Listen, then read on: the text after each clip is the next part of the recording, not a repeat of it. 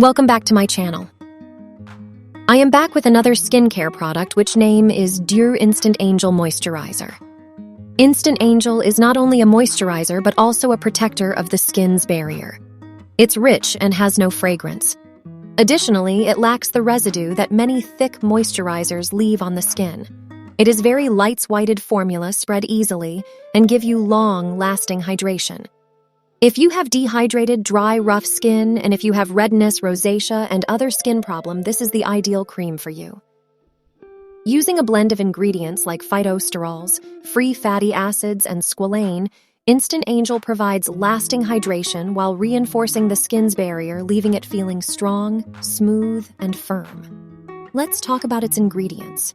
It contains 3% moisture complex.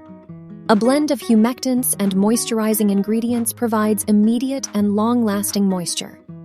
It has 0.5% Dipalmityl Hydroxylproline, which is an amino acid shown to help with the appearance of wrinkle depth. It has 2% barrier repair complex. It means a mix of hexapeptide, ceramide NG, and emollients that help repair age-related damage. It contains 2% Estolide.